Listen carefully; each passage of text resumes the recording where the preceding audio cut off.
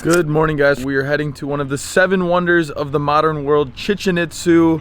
So we're super excited. We're taking a 2-hour personal car ride. You got your driver here, chauffeur Mac, and you got co-pilot Chelsea, about to do the 2-hour cruise over. Super excited to see. It's going to be my 3rd wonder of the world. Before I went to the Taj Mahal and the Cristo de Redentor, and so excited for this to be number 3 of 7.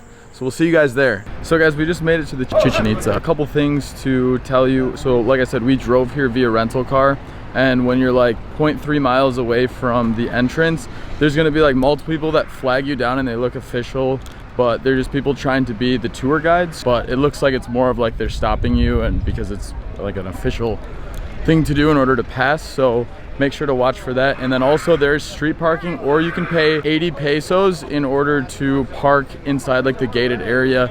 Your car's just gonna be safer.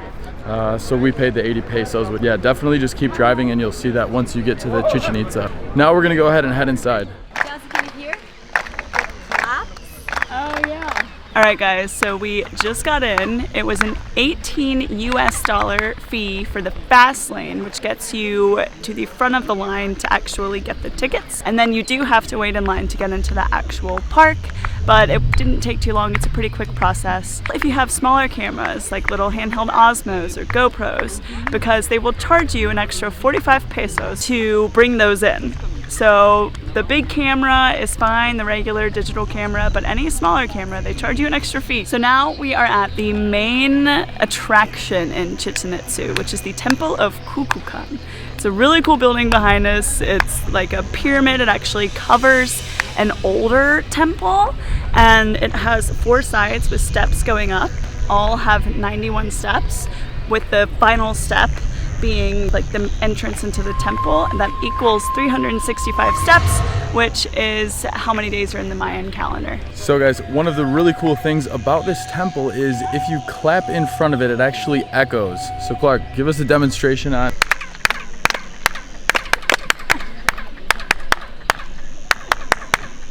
Wow. So I wonder if the ones who originally built this actually knew that, or if it just happened to happen.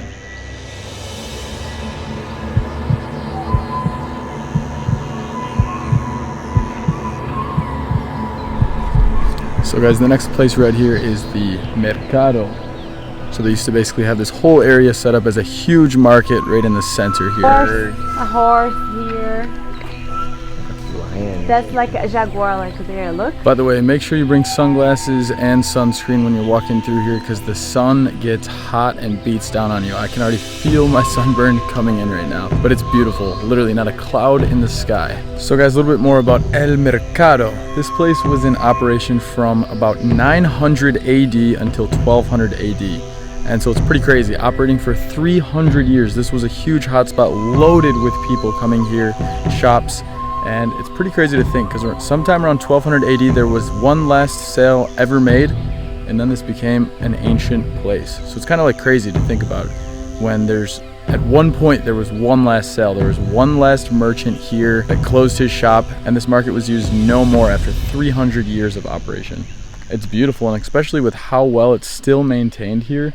I mean, it looks beautiful. So something else to note is everywhere we've been so far, there are stalls selling everything from these little Jaguar looking things that you blow into, and it sounds like a Jaguar roar. You might actually hear it in the background. To hats, to clothes, to chessboards. Our friends actually bought a chessboard. The prices seem to be cheaper here actually than in central Tulum in the town. And you can also haggle, you can barter. So they start out with one price and you can negotiate it a little lower as well. It was like brasileiros, cheaper. Americanos, more expensive. Pero eso no se mata, sino ellos lo que quiebran. Se va juntando y se va elaborando. Oh, I see. This guy right here has the best steals. His marketing is, it's almost free. Legend. Come see this guy, he deserves it. Okay, so now we are in front of the platform of Venus. There's basically stair steps leading up to this flat platform, and it said it was used for, or potentially used for, ceremonial purposes. So maybe some human sacrifices happened here? Now we are right in front of a big wall of skulls. There's gotta be at least, what do you guys think, like 300 skulls on there? So if it's 83 across, which I might be wrong on that, I just tried to count, times 4, it's like, yeah, just under 350, so that is a lot of skulls. This must have been an interesting place over 1,000 years ago to be at.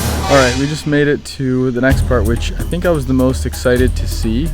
And it is, you probably remember this if you read it in your history books way back when, where they have this huge, like, what people believe to be as a sports arena, but I guess nobody truly knows how they played the game here, but they have a hoop on each side, and rumor has it that they may have used human heads that they tossed through those hoops.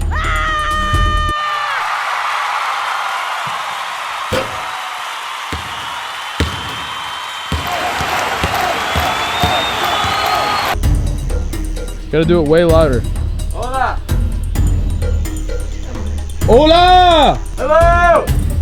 It works. It works. The echo works. Geez, these guys had the echoing all down when they built this place.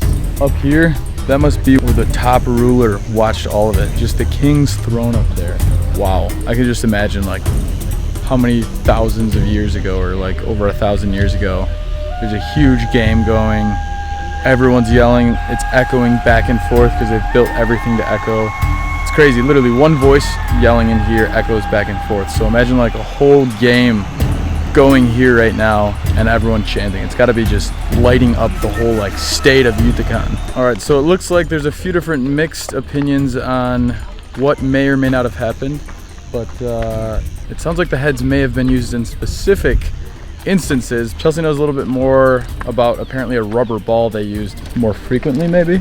So from what research says, they used a rubber ball to play the game, and you had to get it through those hoops that you saw in the video.